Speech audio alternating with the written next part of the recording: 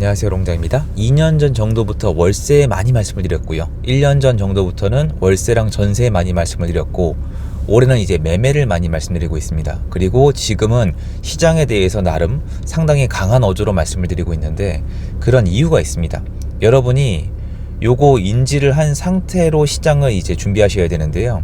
지금 같은 시장, 그러니까 이거랑 똑같은 시장은 없었는데 그나마 비슷한 시장이 있었어요. 예전에 2013, 14인데 여러분이 공부를 해보시면은 서울을 기준으로 2015년도부터 이게 회복을 했거든요. 다시 올라갔단 말이에요. 하지만 아니에요. 2013년도부터 사람들이 들어왔습니다. 제가 그때 시장에 있었기 때문에 똑똑히 기억을 합니다. 사는 분들은 13년도부터 들어왔습니다. 그리고 2013, 14에 들어왔던 분들이 돈을 많이 벌었고 고수가 많이 있었던 게 맞아요. 하지만 13, 14에 강남이나 주요 입지가 슬슬 올라가고 금매가 빠지고, 여러분들이 전 이거 알아주셨으면 좋겠는데, 데이터에 올라간 것만 여러분이 놓친 게 아니에요. 13년도, 14년도에 금매 있죠. 그거 놓친 분들은 수억 원이었어요. 근데 이건 언론에 안 나오고 데이터에도 별로 안 나오니까 사람들이 관심이 없거든요. 13, 14년도에 사람들이 들어오기 시작했지만 대중 언론의 이슈는요, 전세 난민이었어요. 야당이 여당을 막 으깨먹으려고 그랬거든요. 그때 박근혜 정권 때예요. 그때 상황을 보면 이렇죠. 매매로 사람들이 들어오기 시작하는데 전세 매물이 부족하고, 그때도 월세가 지금이랑 비할 바는 아니지만 월세 시장이 자극을 받고 있었어요. 이대로 쭉 가면은 일명 아무도 행복하지 않은 시장이 오는 거죠. 시장은 침체되어 가죠. 그리고 전세 공급은 안 되죠. 월세는 올라갈 것 같죠. 아무도 좋지가 않잖아요. 그러니까 정부에서 특단의 대책을 내놓기 시작했어요. 뭘 했냐? 다주택자 양성을 했어요. 그리고 요거 기억하세요. 다주택자 양성을 그때 열심히 했어요. 그게 2년 걸렸어요. 14년도부터 본격적으로 했는데요. 2016년도가 돼서 전세가 잡혔습니다.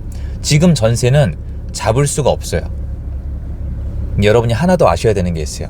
그때 정권은, 여러분이 이제 박근혜 정권이라 그러면은 편견을 많이들 가지시는데, 그때 정권에 비해서 지금 정권은 전세가 상승에 대해서 뭔가를 할 상황이 아니에요. 능력과 의지도 저는 정말 잘 모르겠거든요. 전세가를 잡는 방법이 뭐가 있을까요? 제가 너무 많이 말씀을 드렸는데 다시 한번 강조를 드릴게요. 제가 아는 바로는 딱 3가지밖에 없습니다. 첫 번째, 임대인들이 진짜 망하면 돼요. 지난 2년처럼 임대인들이 나 이거 팔아야 돼요, 살려주세요, 급전세고 나발이고 돈 좀 주세요. 이 안에는 대출이 꽉 막혀 있어야 되고, 경제가 안 좋아야 되고, 기업들이 망가져야 돼요.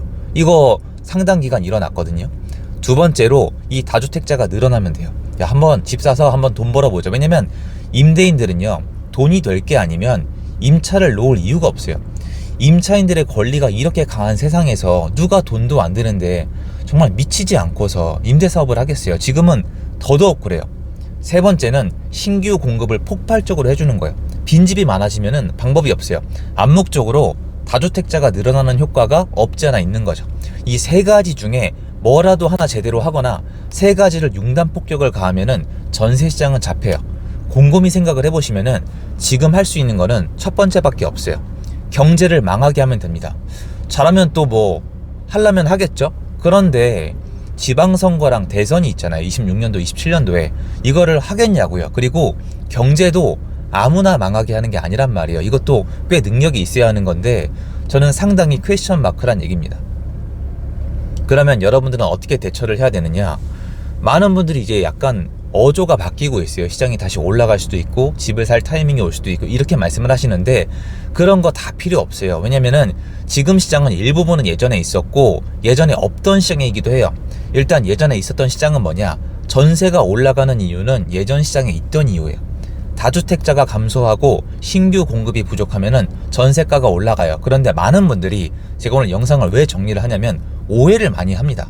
많은 분들이 전세자금 대출이 풀려서, 전세자금 대출 금리가 낮아서, 쉽게 얘기해서 돈을 풀어서 전세가가 올라간다라고 많이들 오해를 하시는데 틀린 말은 절대 아니에요. 그리고 이번에 여실히 드러났죠. 이게 영향이 있었는데 결정적으로 사람들은 전세를 선호해요. 많은 분들이 전세는 없어진다, 월세 세상이 온다, 전세 제도는 이제 수명을 다했다는 얘기를 수도 없이 들었을 거예요. 하지만 여러분이 또 잊어버린 게 있어요. 이 얘기는요, 예전에 박근혜 정권 때도 있었어요. 에스크로 제도, 박근혜 정권 때 있었다는 거예요. 이번에 원희룡 장관님이 발표했던 거 있잖아요. 예전 정권에 전부 다 있었던 거예요. 새로 만들어낸 거 거의 하나도 없어요. 전세는 안 없어져요. 사람들이 선호한단 말이에요. 그리고 전세가 없어지면은 이제 보시죠. 월세가 폭등한단 말이에요. 여러분 지금 월세 미쳤어요. 그리고 아직 안 끝났어요. 저는 멈출 줄 알았는데 안 멈춰요. 그러면 전세 제도가 유지가 되는 걸 수요자가 원한단 말이에요. 수요를 도와주지 않아도 수요가 있기 때문에 공급이 충분히 되는 방법밖에 없는데, 공급이 누가 합니까? 다주택자가 하잖아요. 다주택자를요 줄인 게 아니고요, 다주택자를 죽였어요. 그러면 공급자는 서서히 줄어들어 갈 텐데 수요는 다시 늘어나겠죠. 월세 수요가 전세 수요가 될 테니까. 그러면 수급이 안 받으니까 올라간단 말이에요. 이 상황에서 신규 공급을 해주거나 임대인을 더 망하게 하거나 아니면은 다주택자를 늘려주면 되는데, 다주택자를 지금 여당이 늘릴 수 없는 이유가 있어요. 뭐냐면은 다주택자를 혐오하는 지난 정권의 기조를 그대로 승계했어요. 아주 감사한 마음으로 그걸로 홍보도 했어요. 우리가 집값 잡았다고 언론에 나와서 전 국토부 장관님이 막 홍보도 하셨고, 서울시장님도 덩달아 나서서 토지거래 허가구역 유지할 거라고, 더 내려가야 된다고, 17년도까지 내려가야 된다, 30% 더 내려가야 된다, 우리 인기 좀 달라, 이렇게 막 미디어를 탔단 말이에요. 요새 그거 보이세요? 안 보이죠? 시장이 지금 정상이 아닌 방향으로 가고 있거든요. 그럼 이 상황에서 규제를 풀고 시세에 영향을 주면은 누구 탓이 되겠어요? 이제는 예전 정당이 아니에요. 지금 여당 탓을 한단 말이에요. 여러분 예를 들어서 사전청약제도 폐지했죠. 지금 누가 욕을 먹고 있죠? 여당이 욕을 먹고 있죠. 사전청약제도 누가 시작했어요? 저번 정권에서 시작했죠. 근데 왜 지금 여당이 욕을 먹어요? 이게 맞으니까. 뭐 했습니까 여태까지? 제가 자꾸 그 말씀을 드리는 거예요. 여러분들이 꼭 아셔야 되는 게 뭐냐면, 예전 시장에 있었던 문제라 하더라도 예전 정권처럼 지금 뭔가를 할 수가 없어요. 무엇보다 앞뒤가 안 맞아요. 저번 정권에서 이번 정권으로 바뀌면서 시작하자마자 해야 되는 건 뭔가 새로운 정책을 만드는 게 아니라 예전 정권에서 만들었던 규제를 없애는 데만 집중하면 됐거든요. 근데 이걸 안 했어요.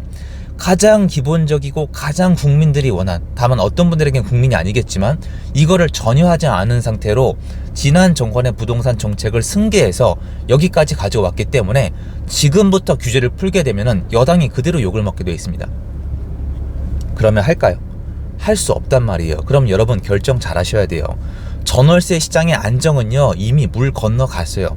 제가 이렇게까지 얘기를 자주 하진 않잖아요. 물론 중간에 경제 위기가 터지거나 또 자이언트 스텝이 터지거나 하여튼 뭔가 전쟁이 터지거나 이러면은 또 몰라요. 이거는 신의 영역이잖아요. 하지만 지금 판만 놓고 봤을 때 전세 수급을 다시 원상태로 복구시킬 방법이 없어요. 이제 와서 임대사업자를 다시 내나요? 사람들이 믿어줄까요? 이제 와서 다주택자를 늘려요? 취득세는 어떻게 풀 건데요? 이제 와서 신규 공급, 이건 아예 물리적으로 불가능해요. 아파트는 빵이 아니란 말이에요. 그러면 여러분들이 지금 전월세 만기가 다가오고 있다면은 이 사실 정도는 전 인지해야 된다고 생각을 해요. 그리고 무엇보다 여러분이 인지하셔야 되는 게 있습니다. 이거 다들 지금 말을 뒤로 감추고 싶으신 모양인데 제가 끄집어낼게요. 지금 금리 안 내려갔어요. 그리고 다주택자 못 늘어나고 있어요.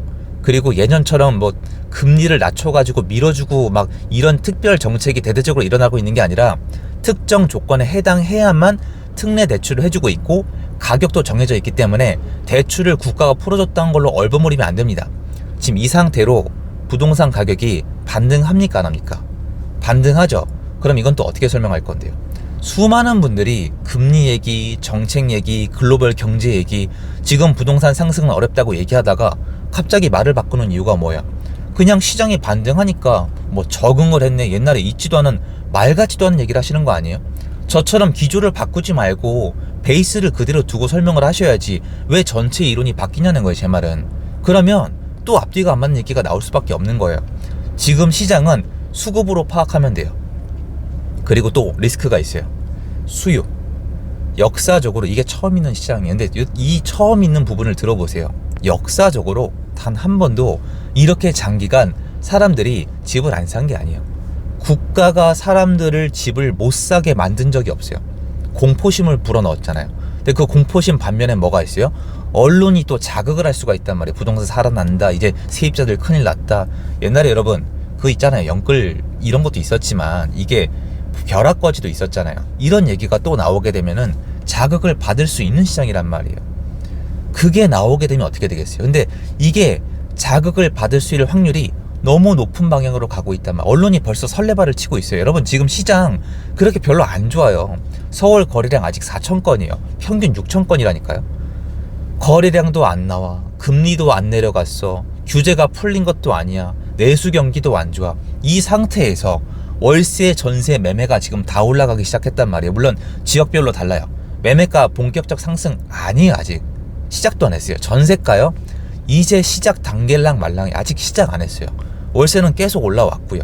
시장 지금 엄청 이상해요. 엄청 안 좋고 이런 상황에서 내가 그냥 언론에서 올라간다 내려간다 이 얘기만 들으면 절대 안 되거든요. 지금 올해 하반기 시장은 역사적으로 처음 있는 현장이 나올 거예요. 그러니까 거래량이 없는 상태에서 사람들이 튀어나오게 되면은 이 수요가 어디로 튈지를 모른단 말이에요. 전세로 튈지 매매로 튈지. 근데 문제는 어디로 튀든 간에 자극이에요. 월세로 튀어도 문제, 전세로 튀어도 문제, 매매로 튀면 제일 큰 문제가 되겠죠. 언론에서 얘기를 할 테니까 요거를 알고 대비를 하셔야 돼요. 지금 정부에서 해줄 수 있는 게 없다. 그리고 정부는 뭔가 할 수 있는 타이밍을 놓쳤어요. 하려면은 지난 국토부 장관님 계실 때 시작을 했어야 돼요. 지금은 아무 이 명분이 없어요. 뭔가 대책을 발표하기도 되게 애매하고, 만약에 지금 국토부 장관님이 실력이 있는 분이라면 대책을 만들기 되게 힘이 빠지고 굉장히 화가 나거나 머리가 복잡하실 거예요. 해도 안 되는 거 아니까.